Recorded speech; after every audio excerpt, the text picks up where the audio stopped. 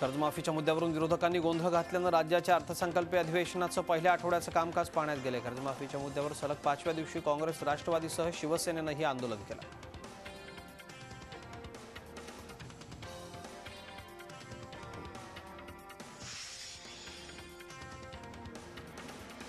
कॉपीमुक्त अभियानाचा कसा फज्जा उडावला जातो हे नाशिक जिल्ह्यातल्या सटाण्यात समोर आलंय। सटाणा तालुक्यातलं नामपूर केंद्र कॉप्यांकरता कुप्रसिद्ध आहे। नामपूरमध्ये पहिल्याच पेपरला कॉप्या पुरवल्या गेल्याचं समोर आलंय। नातेवाईक आणि पालकांची भली मोठी गर्दी या केंद्राच्या बाहेर दिसून आली।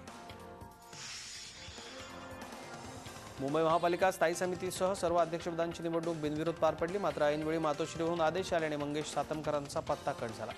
त्यांच्याऐवजी रमेश कोरगावकरांना अर्ज भरण्याच्या सूचना देण्यात आल्या।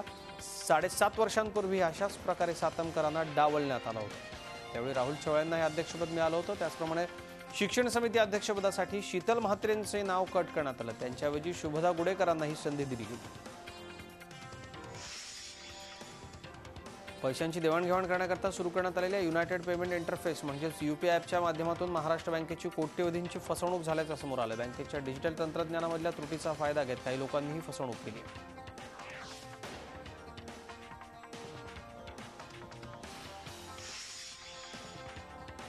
काही महिन्यांपूर्वी पाकिस्तानच्या हद्दीत चुकून गेलेले भारताचे जवान चंदू चव्हाण धुळ्यात परतणार आहेत। शनिवारी ते त्यांच्या बोरविहीर या मूळ गावी परतणार आहेत। संरक्षण राज्यमंत्री डॉक्टर सुभाष भामरे स्वतः चंदू चव्हाण यांना घेऊन बोरविहीरला येणार आहे। चंदू यांच्या स्वागताकरता गावात जय्यत तयारी झाली आहे। धुळे शहरातून रॅली काढून चंदू यांचं स्वागत केलं जाणार आहे। याच रॅलीतून चंदू चव्हाण यांना वाजत गाजत गावाला नेलं जाणार आहे। इंदूरपर्यंत विमानानं आणि तिथून पुढे कारनं ते आपल्या गावी दाखल होतील।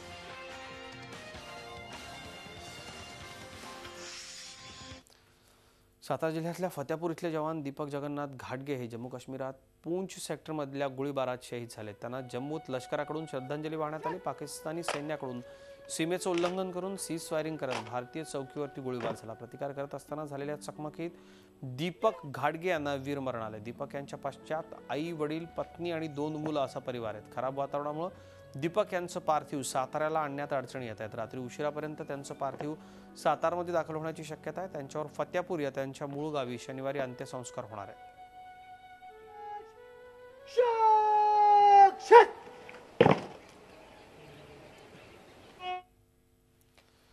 कोल्हापूर जिल्ह्यातल्या महिपाळगडचे जवान महादेव पांडुरंग तुपारे हे बुधवारी लेह इथं सेवा बजावत असताना अतिबर्फवृष्टीत अडकून शहीद झाले। त्यांच्या गावी ही बातमी कळताच संपूर्ण गावावर शोककळा पसरली। 2005 मध्ये ते 16 कुमाऊं रेजिमेंट उत्तराखंड इथं सैन्यात भरती झाले होते। गेल्या 4 दिवसांपासून लेह इथं मोठ्या प्रमाणात बर्फवृष्टी आहे।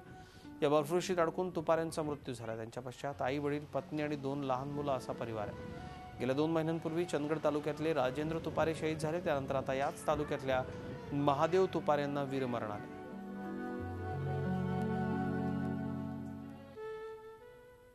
सर्वात विश्वासार्ह अशी आपली ओळख टिकवून असलेल्या झी 24 तास वाहिनीला यंदा 10 वर्ष पूर्ण झाली आहेत। तसंच याच वर्षी झी 24 तासचे मुख्य संपादक डॉक्टर उदय निरुळकर यांना पत्रकारितेतल्या आपल्या बहुमूल्य योगदानाबद्दल दीनानाथ मंगेशकर पुरस्कार जाहीर झाला। त्यामुळे हे औचित्य साधून लालबागमधल्या गुरुकुल आर्ट्सचे संचालक पृथ्वीराज कांबळे यांनी झी 24 तास वाहिनीचा 10 वर्षांचा प्रवास आपल्या विद्यार्थ्यांच्या मदतीने चित्रात रेखाटलाय। अवघ्या 8 ते 10 वर्षांच्या चिमुकल्यांनी चित्रांमध्ये रेखाटलेला हा प्रवास कौतुकास्पद आहे।